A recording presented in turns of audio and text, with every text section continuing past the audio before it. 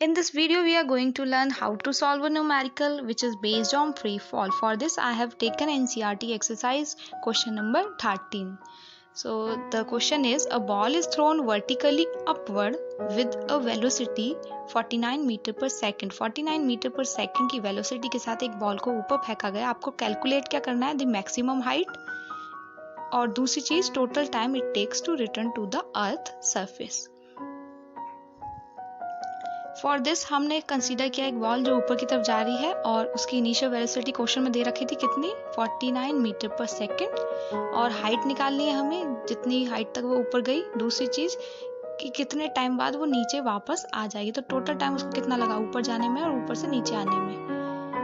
उसके बाद देखिए, जब कोई चीज ऊपर जाती है तो हमें पता है उसकी फाइनल वेलोसिटी क्या होती है, 0, तो उसको हम 0 ले लेते हैं. तो हम लिखेंगे final velocity equal to 0 meter per second.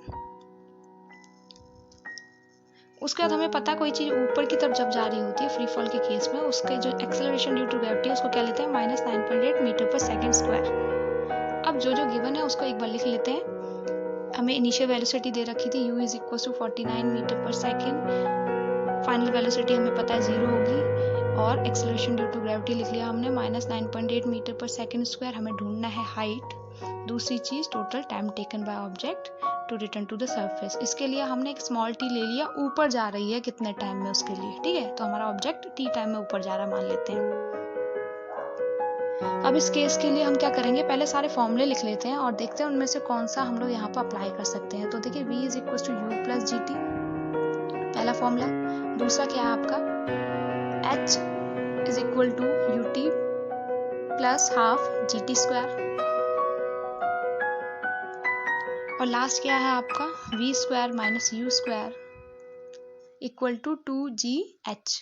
अब देखिए इन तीनों में से कौन सा यहाँ पर फिट बैठ रहा है. तो आप देखेंगे थर्ड और फर्स्ट हम लोग यहाँ पर यूज कर सकते हैं. थर्ड के थ्रू हम h निकाल लेंगे और फर्स्ट के थ्रू हम टाइम निकाल लेंगे. तो इन्हीं दोनों इक्वेशंस को हम लोग यूज करके ये सॉल्व करते हैं न्यूमेरिकल. तो देखिए फर्स्ट पार्ट देखते हैं हम.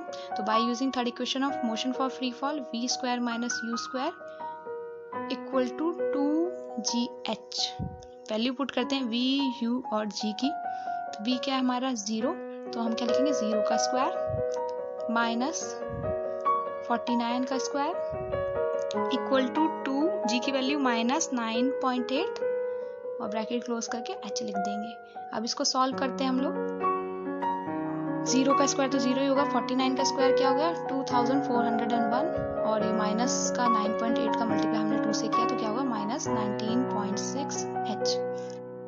प्लस क्या रह जाएगा -2401 इज इक्वल टू -19.6h. यहाँ पर माइनस माइनस कट जाएगा और 19.6 से हम डिवाइड दे देंगे इसका 2401 का आंसर क्या गया 122.5 मीटर. ये हमारी हाइट होगी. अब देखिए टाइम निकालने के लिए क्या करते हैं, हम यूज करेंगे first equation of motion for free fall.